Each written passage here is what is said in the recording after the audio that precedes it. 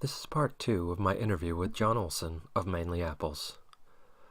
We ended part 1 in the cider house, then moved to the cold storage building where they preserve their apples to make cider all the way up through Christmas. We continued our discussion of the history of the orchard, but, as often happens when we start chatting, soon veered off course into the wider world. So you planted your trees and then it took a certain number of years before you had crop. Right. And did you start right away, once you had some apples to sell, did you start pick your own or did you go wholesale? No, we didn't do either.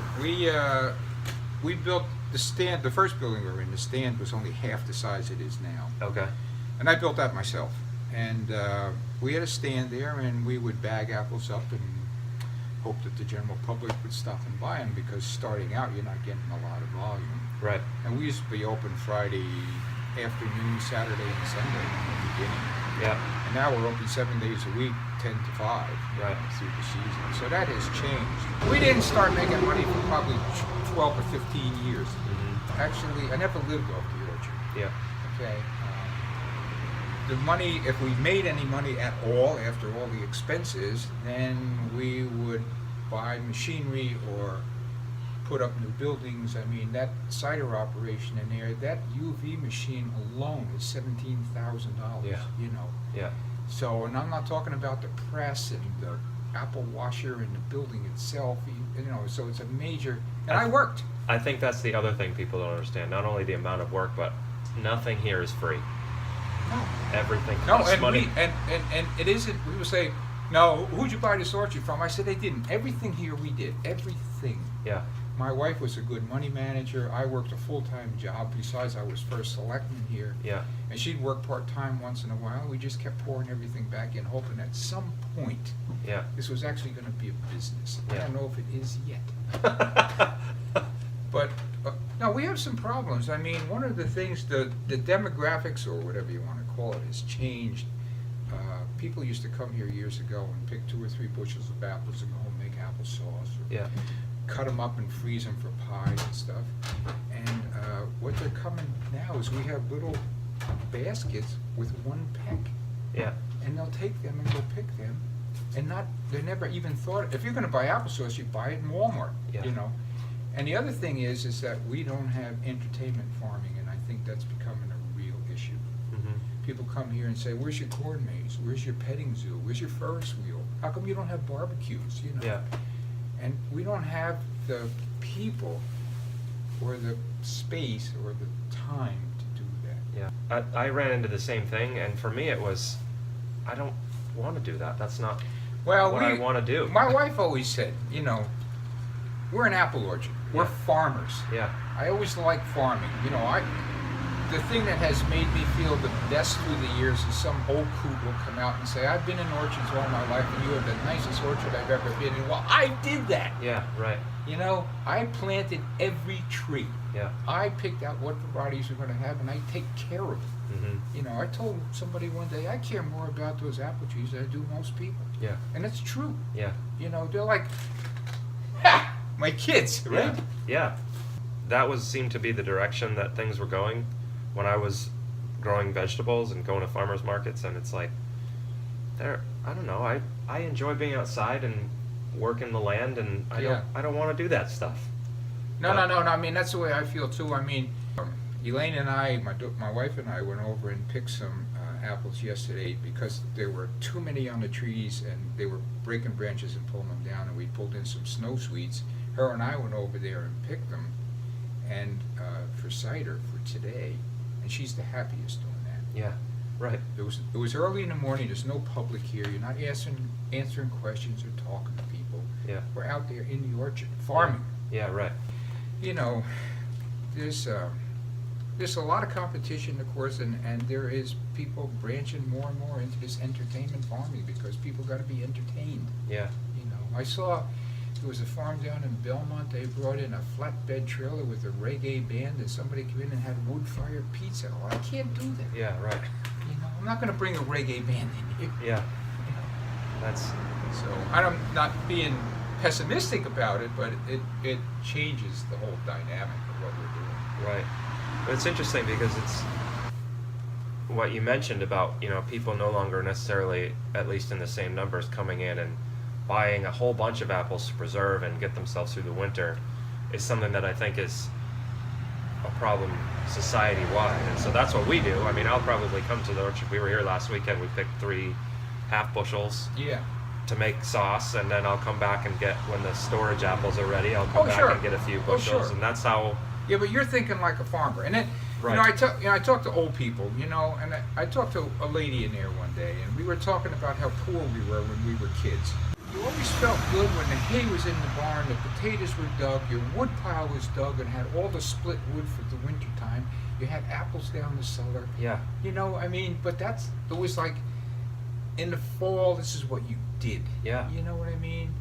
And That was your entertainment, because you got to get stuff done. you gotta get stuff done. It was like when you got this stuff all in, it was like, I got my hay all in, I got my wood all in, and, Yeah. I'm in the process of just finishing off my woodshed, filling it up, and it's like, step back and say, oh, isn't that nice? It is. I'll be warm all winter. It is. It's one of the greatest feelings there is. But anyway, I think for whatever reason, society in general is changing some, and that is not, we've been taking care of customers here we started 35 years ago, probably 30 years. Mhm. And so people that were coming here that were in their 50s and 60s then are now long gone. Well, You I don't think see it's. them anymore. I think it is. I mean, I remember.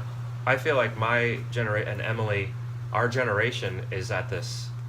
I mean, we're getting far away from your orchard, but at this critical moment, because I remember my great grandmother's root cellar, and she was born in 1901, and she survived the Depression. Right. And so she threw nothing away. I mean, when she died, and my father and I went into her house, we went into her attic, and there were probably 10,000 egg crates just stacked against the wall. And it was like, as a kid, I remember thinking, why on earth would Grammy keep these? And my dad explained to me, she survived the Depression, Yeah. and they just didn't. Who knows? Yeah. And that's sort of the mentality that I approach life with now, is who knows? It's like, Yeah. we make enough money that I don't need to produce our own food. I can go to the store and Yeah. feed us, but who knows what's going to happen? Yeah. And But- also the quality, I don't want to eat that stuff. Yeah, they're all long gone. But my aunt, especially, who had a truck farm, they went to a market and sold vegetables and stuff. But she prided herself. She had a really, really big walk-in pantry with shelves from the ceiling to the floor. And here were her canned peaches. Here were her string beans. Here were and the whole thing was full. You could have lived for a year Yeah. just walking in her pantry. Right. You didn't have to go to the store. Right. Everything I think they went to the store for was to buy, maybe donuts or bread or something, but Yeah. everything else was there Yeah. as far as fruits and vegetables going. That's remarkable. That's how it used to be, I remember the first time I went in her basement, and she was, as long as I knew her, she was this little old decrepit lady who was Right. like hunched over and sat in her chair. But she was out hand hoeing her garden until she was like 93, and finally the neighbors were like, Pearl, let me till your garden. She wouldn't let them till, No. because she just had that in her mind that it was, and she's right, it was not good for the soil, but that was her mindset, was, I'll do everything myself, I don't need any help, and I'm going to take care of myself. That was, you talk about grandmothers. I had a grandmother who was Norwegian, and she was just a small little woman, and very thin, and had those kind of octagonal wire glasses, Yeah, right. and always wore a dress, and she put on rubber boots. She had chickens, and she would fill a galvanized pail up with water and carry it, and she'd go maybe 25 or 30 feet and set it down Yeah. and Yeah. rest. And then go, You say, I'll help. No, I got it. yeah. No, I don't want your help. But I remember the first time I went down in her basement, and she had, even as I don't know, I was probably, I remember it, so I must have been 8 or 10 or something. And she had, the old fieldstone basement, and then they'd eventually poured a frost, Yeah. cement wall on top. And so there was, the fieldstone was jutting out. Yep. And it was just like 10 cans deep. The whole cellar was exactly what you just described. Yep. It was, my canned beets were here. Yep. And then she had the potatoes in the corner, and it was just like, I remember even as a kid thinking, whoa, Yeah. this is amazing. There's a lot of food down here. Well, I don't know what time it is, but I've taken up a lot of your time. So, I really appreciate you letting me come out and Sure. doing this. We love coming to the orchard. I'll be back. All right. Well, thank you so much. Thank you, Ryan. Appreciate it. Yeah, nice to see you. You too. This is one of my favorite things about the orchard. All the amazing colors. There's so many different varieties of apple. So this one, I don't know, this is off limits to the public, so it's not labeled right now. These might be for cider or for, they pick them for the stand, so it's not pick your own. So I don't know what variety these are. These beautiful dark red apples right next to these yellows that are already gone by. Looks like the trees have been picked. And then on the other side of those is down there. I don't know what those are. Another variety, red variety. They look a little bit like galas, I guess. I don't know.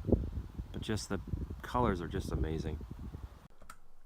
I mentioned to John that we generally come to the orchard several times each fall, depending on what apples are ready and what they're used for. Sauce, fresh eating, storage, etc.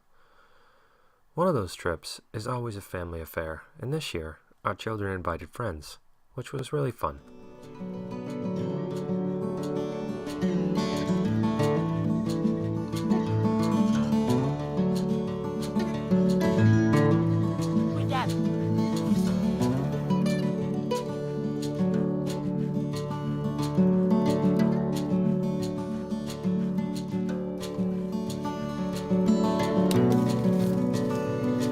Get one. You got 3. Nice job, bud.